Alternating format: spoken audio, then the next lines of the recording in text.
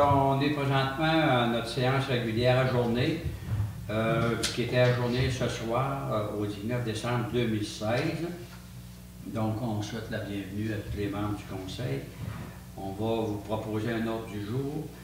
Donc, comme c'est un ajournement, c'est pas très considérable. On a les points 8.1, c'est-à-dire qu'il faut adopter le règlement 2016-006 intitulé « Abrogation de règlement ». Vous avez la liste et on va la regarder tout à l'heure. 8.2, déclaration des bénéfices et des dons reçus par les élus. Troisièmement, 8.3, donc on a le réaménagement des bureaux municipaux. Premièrement, à 8.3, on va donner un avis de motion pour entreprendre un règlement d'emprunt pour le réaménagement des bureaux municipaux. On va donner un avis à cet effet-là. À 8.3.2, il nous faut demander l'autorisation au ministère des Affaires municipales et de l'occupation du territoire pour la signature d'un engagement financier à long terme. À 8.3.3, il faudrait que le Conseil on donne l'autorisation d'aller en appel d'offres publiques conditionnel pour la réalisation des travaux planifiés ou à planifier dans les bureaux municipaux. À 8.4, il faudrait qu'on amende la résolution 2016-12-207 intitulée « Vente de terrain, autorisation de vente du lot 4 595 471 ». À 8.5, on adopterait une résolution d'appui à l'Union des producteurs agricoles du domaine du Roi en fonction d'obtenir une fiscalité compétitive et adaptée à la réalité agricole de notre territoire. À 10.1,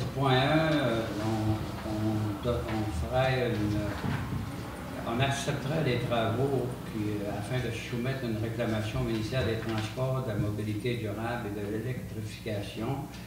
À 11.1, on a annoncé la déphosphatation comme projet, donc il faudrait faire un addenda à l'offre de service qui avait été reçu pour intégrer des travaux qui n'avaient pas été identifiés déjà.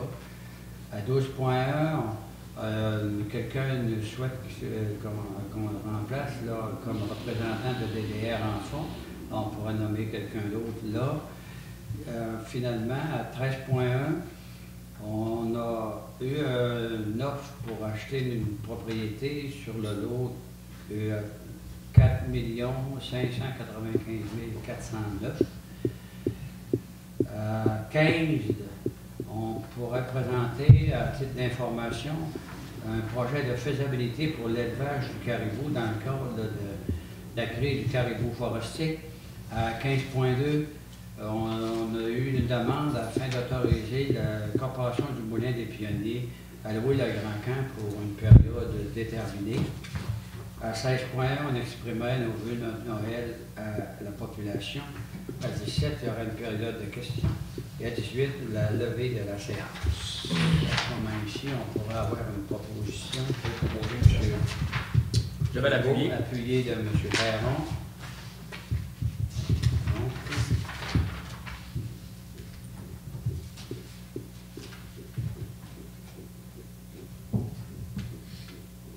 En fait, depuis 2004, on avait différents programmes, 2002 même. On avait différents programmes qui étaient couverts par plusieurs règlements. Il y avait le règlement 2002-10 qui consistait à l'établissement d'un programme de revitalisation. En 2003, on avait amendé le programme de revitalisation. En 2003, on avait aussi amélioré, dans 2006 aussi. Donc, on a un ensemble de 1, 2, 3, 4, 5, 6, 7 projets de règlement qui avaient été adoptés, qui étaient en vigueur.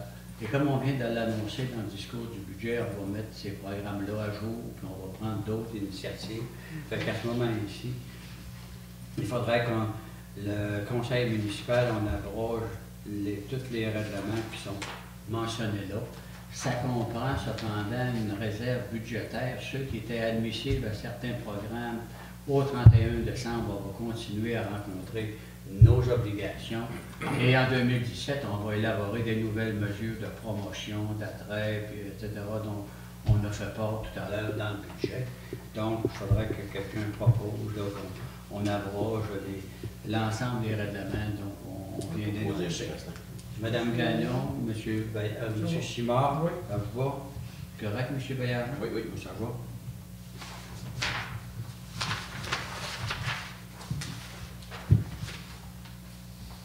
Déclaration des bénéfices ou des dons reçus par les élus. Alors, on a l'obligation, comme élu, si on a reçu des cadeaux ou des dons excédant 100 $, d'en faire la déclaration. On m'informe que chacun d'entre vous a fait une déclaration. Madame la directrice générale, secrétaire, trésorière a bien reçu toutes vos déclarations. Donc, on confirme au public que chacun des élus, vous avez rempli les obligations en regard de ces éléments-là. Est-ce qu'il y a des personnes qui veulent faire dire des choses particulières là-dessus? Tout est correct? OK, c'est bon. Réaménagement des bureaux municipaux. Alors, je pense qu'ici, ça mérite une mise en contexte. Vous savez que depuis au-delà d'un an maintenant, on a planché sur deux gros projets. Premièrement, notre caserne des pompiers est comme des chivettes non conformes, etc. Donc, on ne reviendra pas là-dessus. On a souvent parlé, on a donné des mandats à des professionnels, etc. Et également, on avait soumis à la fabrique un projet d'aménager les bureaux de l'hôtel de ville, vu que la caserne est appelée à disparaître, dans une portion de l'église. Donc, ce projet-là a été l'objet d'une demande de financement qui n'a pas été acceptée par le gouvernement.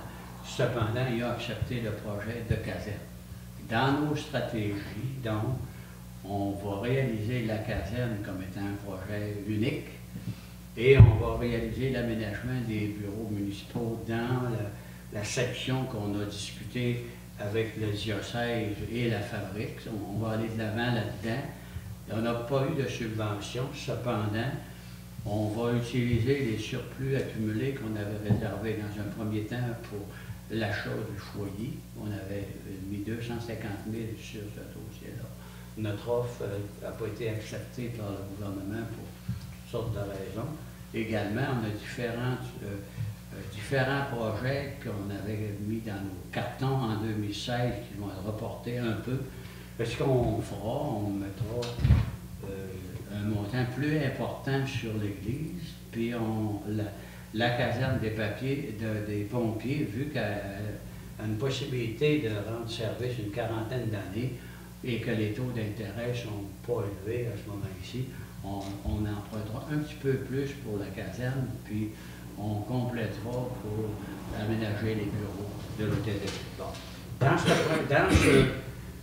ce projet-là, à ce moment ici, on a tous les plans et devis pour déménager les bureaux, sont tous réalisés par les architectes.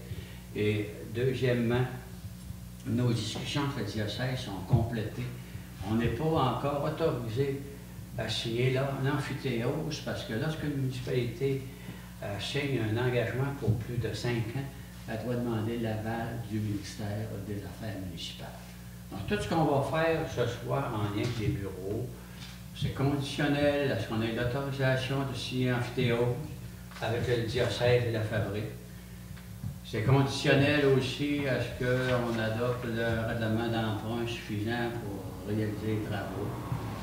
Ça va nous permettre par la suite d'aller en appel d'offres public pour savoir si les prix qu'on a estimés correspondent au coût que nous, on a réservé pour réaliser ce projet-là.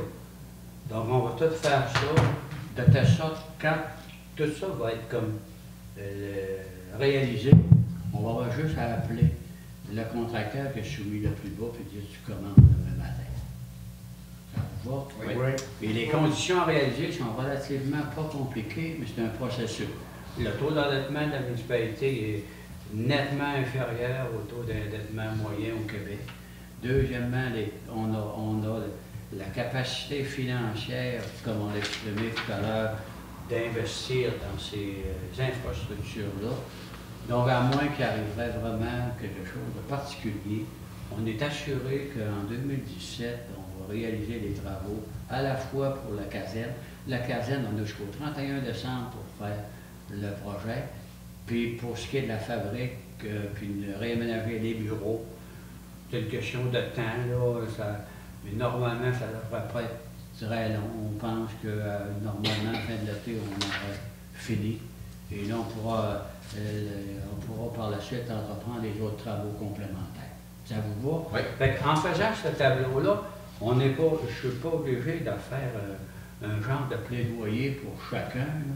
Si le processus vous convient, oui. On irait dans cette direction-là. Oui. Donc, premièrement, il faudrait donner un avis de motion à l'effet qu'on veut aller en règlement d'emprunt pour réaménager les bureaux municipaux. Je vais donner l'avis de motion. OK. Donc, quand, aux prochaines réunions, on va avoir le règlement d'emprunt en main et on l'approuvera. Ça comprendra un montant estimé aussi. Ça va? Et ça va nous permettre d'aller devant les institutions financières qui nous soumettent un peu. L'autre étape, demande d'autorisation pour le ministère des Affaires municipales, c'est pour l'amphithéâtre. Il faut qu'on envoie notre projet d'amphithéâtre au ministère. Car on a l'intention d'engager la municipalité pour 25 ans, c'est l'amphithéâtre est de 25 ans, donnez-nous l'autorisation. Ils vont en prendre connaissance, ils vont prendre connaissance de nos argumentaires pour le règlement d'emprunt, ils vont prendre connaissance aussi qu'on a l'intention d'aller en appel d'offres, fait qu'ils vont, normalement, dire parfait, allez-y. Donc, on nous prend une résolution à l'effet qu'on va autoriser la direction générale d'aller aux affaires municipales et l'occupation du territoire pour signer un engagement financier à long terme qui est l'amphithéâtre avec la fabrique et le diocèse. Ça va? Oui. Ça me prend un proposeur et un appuyant. M. Lalancette, M. Simard, ça va tout le monde? Oui. OK. Et finalement, 8.3. Quand on a de l'aide financière ou qu'on veut emprunter, dorénavant, pour ne pas avoir des ploches-cousses, comme on dit, puis des surprises, puis des cancaillettes, on va en appel d'offres, on a nos plans et devis. La personne qui va soumissionner, elle va être obligée de respecter son offre. Donc, on va savoir comment ça nous coûte, on va savoir comment il nous reste emprunté, comment que nous autres on le finance, ça va régler le cas. Fait que ça nous prend aussi une autre résolution à l'effet qu'on autorise la direction générale à aller en appel d'offres public conditionnel pour la réalisation des travaux. Conditionnel, ça va être 1, qu'on a notre règlement d'emprunt, 2, qu'on est autorisé à signer l'engagement financier à long terme, c'est-à-dire 25 ans. Ça vous va? Oui. Donc, ça me prendrait quelqu'un pour proposer ça. OK. Je vais l'appuyer. Ça va? 8.4. Donc, amendement de la résolution 2016-12-2007. Lors de la dernière séance, on a approuvé la vente du lot 4 595 471. Au public, on a accepté une offre à 1000, mais cette offre-là était contraire à la politique de la municipalité qui est 500. Fait qu'on admet notre erreur. On dit que la vente aurait dû être autorisée à 500 et non pas à 1000. Et on va amender la résolution en conséquence qui va nous permettre de passer chez le notaire et signer le contrat. Ça vous va? M. Vaux, Mme Gagnon, ça va? Alors, je pense que chacun d'entre vous, vous êtes au courant, là, comme ici, à 8.5, des représentations qui fait du PA, le domaine du Urmoire, pour avoir une modification de la fiscalité adaptée à nos régions, mais adaptée à l'agriculture plus moderne. Là. Et donc, à ce moment-ci, on pourrait adopter une résolution d'appui pour que le gouvernement améliore son écoute à leurs revendications.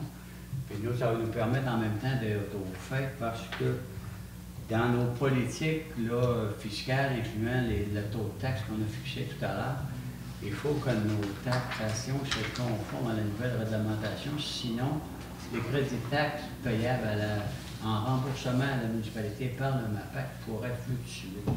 Donc, dans un premier temps, on va en donner une lettre d'appui à l'Union des producteurs agricoles telle que demandé. Ça nous prendrait une proposition. Vous étiez là ce matin, oui, M.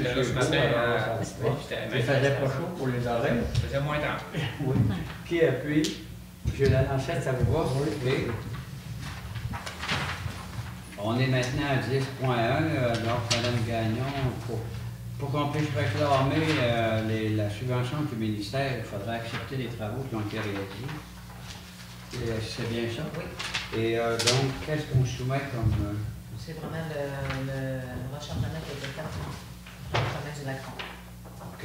Donc, on a pour plus d'argent que la subvention. La subvention autorisée, c'est de combien? 10 458. C'est 1458? Oui. Puis, le coût de rechargement dépasse 10 450. OK, donc on approuverait là, donc, les travaux qui ont été réalisés, puis on demande à ce que la réclamation soit faite au ministère en conséquence. Ça vous va qui fait la proposition? Je vais le proposer, M. Aston. M. Argent, M. Lalancette, ça vous va? Tout le monde est à l'aise avec la proposition? Oui. On est à 11.1. 11.1 des phosphatation niveau normes. Donc, en fait, là, qu'est-ce qui se passe? C'est qu'on est allé déjà en appel d'offres pour ce projet-là, au niveau de l'ingénierie, puis des travaux à être réalisés. Tout ça, c'est complété. Cependant, il nous a été recommandé, vu que la plomberie, les ponts, etc., ont un certain âge, qu'on devrait peut-être le faire analyser au niveau civil, qu'est-ce qu'on fait pour mettre à niveau. On l'a dit tout à l'heure dans le discours du budget, qu'on a de nombreuses infrastructures, il faut qu'on empêche la désuétude. Si on est pour investir plusieurs milliers de dollars dans la déphosphatation, il ne faudrait pas que l'année d'après, on commence à dépenser un autre X 1000 piastres en pompe et en tuyau parce qu'on n'avait pas fait évaluer là, la condition des équipements. Et la proposition qui est faite par WSP, qui avait eu le mandat, on amende ça, puis on leur rajoute ce mandat-là, et ça coûterait à la municipalité 5 000 $ plus les taxes. C'était plus haut que ça, mais Mme Gagnon et d'autres de négocier à la baisse, c'est le meilleur prix qu'on pouvait obtenir pour compléter ce projet-là. On aurait besoin d'une résolution pour engager ces fonds-là. Mme Gagnon. Je vais l'appuyer, M. M. Perron.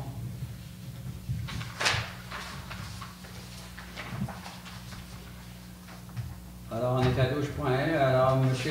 Perron, qui siégeait pour nous DDR en forme, a beaucoup d'occupations avec son nouvel emploi et aussi il y a des charges familiales relativement prenantes à part de s'occuper de l'aréna.